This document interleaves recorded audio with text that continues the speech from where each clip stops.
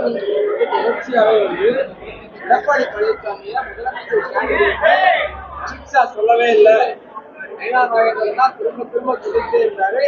சொல்லி சொல்லி எங்களை வெளியில போறதுக்கான நிர்பந்தத்தை உருவாக்குனாரு அப்படின்னு சொல்றாரு. ஓபிஎஸ் வெளியே போறதுக்கு நீங்க தான் காரணம், பலவீனமடைவதற்கு நீங்க தான் ஒரு காரணம்ன்ற மாதிரி அவர் சொல்றாரு. அது என்ன காரணம்னு சொல்றாரு? நீங்கதான் அமித்ஷா சொல்றதுக்கு வேற வேற அர்த்தம் வச்சு தமிழ்நாட்டில் நீங்க தான் சொல்லிட்டு இருக்கீங்க. எடப்பாடி பழனிசாமி சிஎம் கேண்டிடேட் சொல்லல, அதிமுக ஒருத்தர் தான் சொன்னாரு. ஆனா இவர் வந்து எடப்பாடி தான் சிஎம் கேண்டிடேட் சொல்லிட்டு இருக்காரு.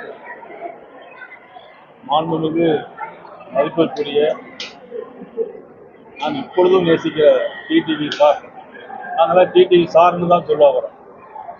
நான் மட்டுமல்ல, என்னை சார்ந்த நிறைய பேர் டிடிவி சார்னா மரியாதையே கொடுப்பாங்க. அதே மரியாதை எனக்கு இன்னைக்கு உண்டு, நாளைக்கு உண்டு. 2001 ஆட்சி மாற்றம் போது என் போன்றவர்களுக்கு ஒரு அங்கீகாரம் கொடுக்கிற வகையில் புரட்சிகரமா இருந்தார்கள். அது உதவியாக இருந்தவர் மாண்புமிகு டிடிவி தினகரன் டிடிவி சார் அவர்கள். இன்னைக்கும் நான் அதை நன்றியோடு நினைத்துப்பார். 2021 ஆண்டு தேர்தலில் அவர்கள் தனியாக நின்றார்கள். அப்போது நாங்கள் எடப்பாடி திரு பழனிசாமி அவர்களோடு கூட்டணி. அப்பொழுது எங்களுடைய ஒரு பொதுக்குழு நடந்தது. இதெல்லாம் சில விஷயங்களை சொல்லக்கூடாது இருந்தால் நான் சொல்றேன், ஏன்னா உங்களுக்கு ரொம்ப இன்ட்ரெஸ்டிங்கா இருக்கும். அப்போ ஒரு சில கூட்டத்தில் கலந்து கொள்ளும் போது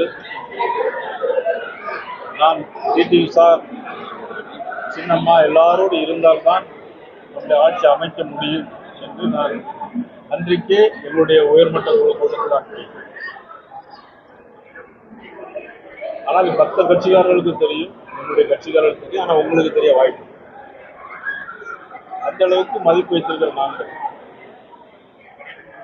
அதன் பிறகு பாராளுமன்றத்தில் அதிமுக எங்களோட கூட்டணி இல்லை, ஆனால் டிடிவி சார் எங்களோட கூட்டணி இருக்கிறார். அதுவும் ஒரு பக்கபலமாக இருக்குது என்று உண்மை மறுக்க முடியாது. மற்ற அரசியல்வாதிகள் மாதிரி நான் வந்து சும்மா உங்களுக்கு அப்படி ஒன்றும் அவங்களுக்கு அப்படி நான் வந்து சொல்ல முடியாது. ஒரு காலகட்டத்தில் மதிப்புள்ள டிடிவி சார் அவர்கள்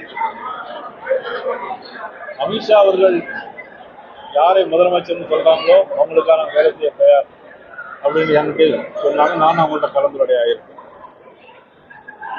ஆக இப்படியாப்பட்ட சூழ்நிலையில்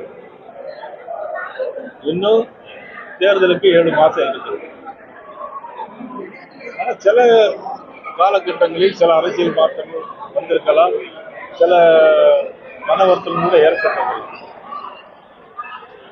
ஆனால் அதையெல்லாம் எங்களுடைய அகில இந்திய தலைமையோடு பேசி கூட தீர்த்திருக்கலாம். இல்லை என்றாலும் பரவாயில்லை, இன்னும் காலம் இருக்கிறது. நம்முடைய நோக்கம் என்ன? டிடி சாருடைய நோக்கம் என்ன? திமுக ஆட்சி வரக்கூடாது. எங்களுடைய நோக்கம் என்ன? திமுக ஆட்சி வரக்கூடாது. ஒருமித்த கருத்து உள்ளவரை ஒன்றாக சேர்ந்தால் அவருடைய லட்சியங்கள் நிறைவேறும். இதை தவிர்த்து விட்டு சூழ்நிலை காரணமாக வெளியேறிவிட்டால் அதற்கு நான் பொறுப்பாக. நான் இப்பொழுதுதான் மாநில தலைவராக வந்து நான் கட்சியை பலப்படுத்துகின்ற நிகழ்வில் கலந்து கொண்டிருக்கிறேன். எனக்கு அதிமுக என்று வரும்போது எல்லாருமே நண்பர்கள் தான்.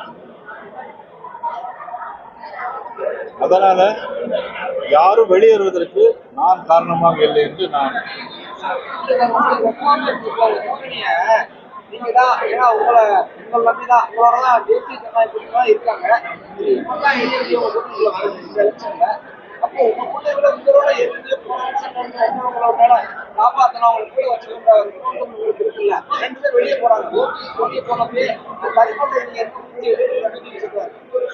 அதாவது டிடி சார் அவரை பற்றி தான் பேசணும். அவர் வேற கட்சி, இவர் ஓபிஎஸ் அண்ணன் வந்து வேற இதுல அவரை காப்பாத்தல அப்படிங்கிறது தாண்டி இவர் பொறுப்பு எடுத்துட்டு வெளியே அப்படி இல்லை. நான்